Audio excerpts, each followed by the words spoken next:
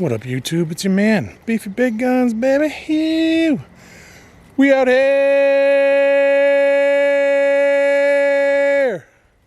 Whoa. Breathe it in. I'm out here morel hunting today. It's not like I haven't had success, but I'm also not finding a ton of them. There's a mushroom around this time of the year that a lot of people really kind of hate on. Pheasant back, Ceroporus squamosus. So look, I'm not in that camp. Those are really young and tender. I'm gonna cut them and I'm gonna eat them. I'm gonna prove today that pheasant backs can be good to eat. Let's go.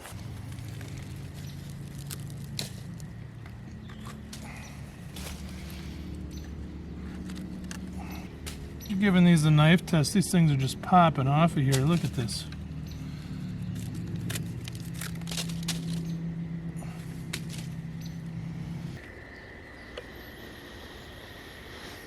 I love the smell of these things. They got a smell that's like a musty watermelon or something like that. It's not sweet, it's melony. The thing you want to look out for on these is when they get the black foot on them, then they're probably too hard. But early like this, young like that, these are really super edible and they're really actually very tasty. I've used them in the past for making poppers, kind of like mushroom sticks, I want to call it maybe. Just depends on how you cut it. But they're good. You don't like pheasant back? Cool, more for me. Get them when they're young. You're going to like them a lot better then. And I've also heard people say that they are not good in the fall versus the spring. I can't speak to that. I've harvested these for a couple of springs now. They are my favorite. They're good. They're edible. And we out here, man. Let's make a meal out of these things. Here's the fezzies that I found the other night.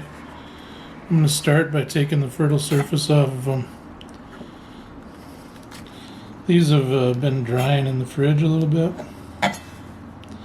And I don't think that's ideal necessarily, but you know, I just don't have time to do everything all the time. Been out doing yard work this morning. I got the hunger going. This is definitely a really nice mushroom. This thing is just falling apart. We're just gonna dice this. And we're gonna throw this on top of a burger. I'm just gonna dice up pheasant back mushroom, and we're going to put it on burgers, and I'm going to show you that this is good. Alright, so diced up pheasant back mushrooms going into a pan. There's my sausage patties that I already pre-made. So I got a bacon grease and fawned up pan here that I'm putting them into.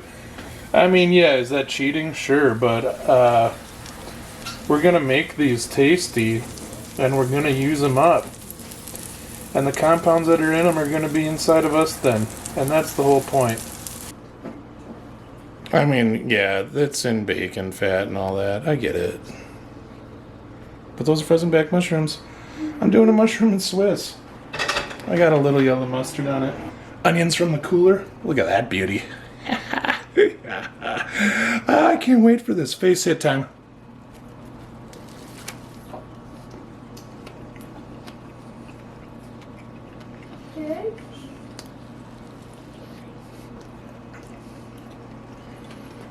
I'm nibbling out the pheasant back chunks. So, I mean, it's just like any other mushroom out there, guys. It takes on the flavor that you're throwing it into, you know, in terms of the fat. This had bacon grease on it. It tastes like little bacon pops on there. But it's mushroom. You know?